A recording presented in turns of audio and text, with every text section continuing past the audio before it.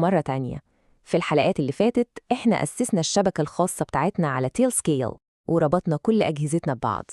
النهاردة بقى هناخد الشبكة دي ونطلع بيها لمستوى تاني خالص. هنتعلم مع بعض إزاي نكسر حاجز اللوكال هوست ونخلي أي جهاز شخصي عندنا يتحول لسيرفر. أيوة، سيرفر متاح للعالم كله، والأهم من كل ده بشكل آمن تماماً.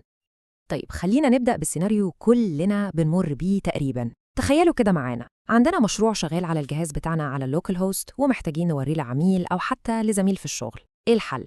هل لازم نرفعه على سيرفر وندخل في تعقيدات الإعدادات؟ أو نعمل حاجة أخطر زي البورت فوروردنج ونعرض شبكتنا للخطر؟ الطريقة التقليدية كانت كده بالظبط، طريق صعب ومحفوف بالمخاطر.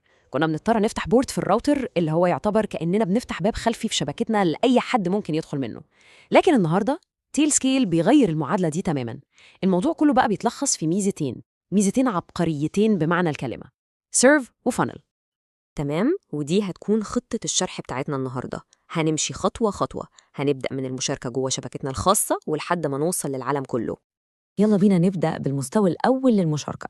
إزاي نخلي خدمة محلية، يعني مثلاً سيرفر بنطور عليه، يكون متاح بس، وركز على كلمة بس دي، لباقي الأجهزة اللي موجودة معانا في نفس التيل نت. طيب إيه هو التيل سكيل سيرف ده بالظبط؟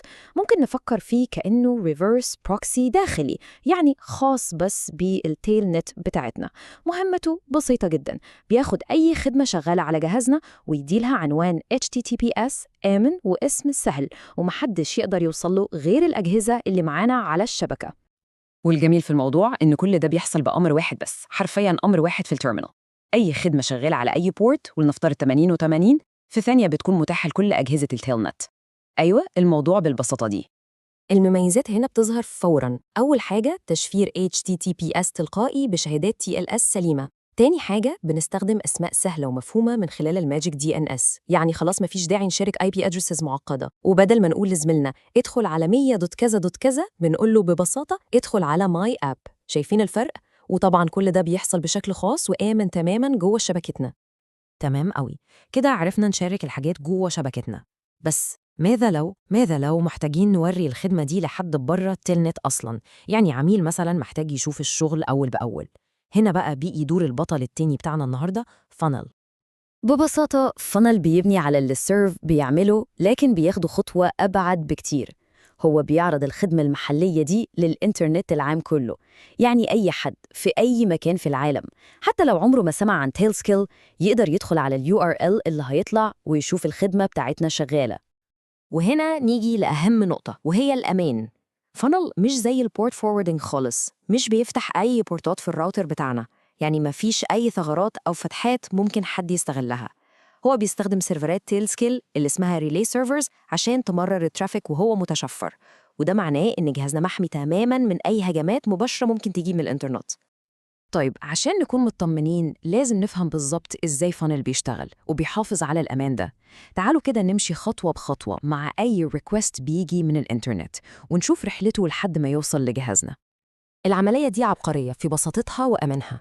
أول حاجة، المستخدم بيطلب ال URL العام.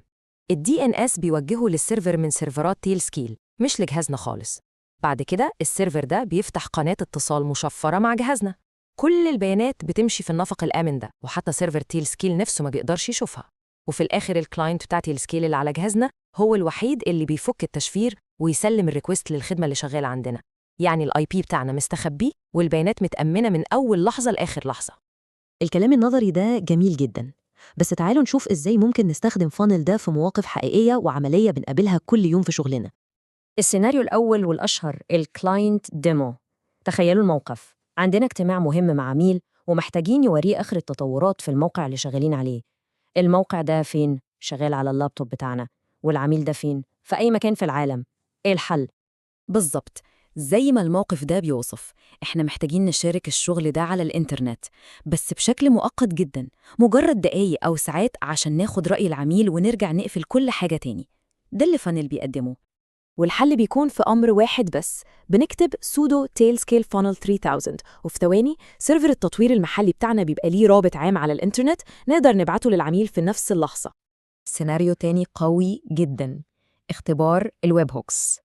كلنا عارفين إن خدمات زي جيت هاب أو سترايب عشان تبعت لنا ويب هوكس محتاجة URL عام. زمان كنا بنضطر نرفع الكود كل شوية على السيرفر عشان نختبر أي تغيير. مع فانل الموضوع ده انتهى.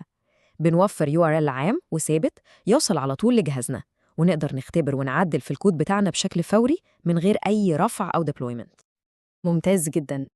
دلوقتي وقبل ما نختم، تعالوا نلخص بسرعة الفروقات الأساسية بين سيرف وفانل ونشوف الخطوة الجاية هتكون إيه.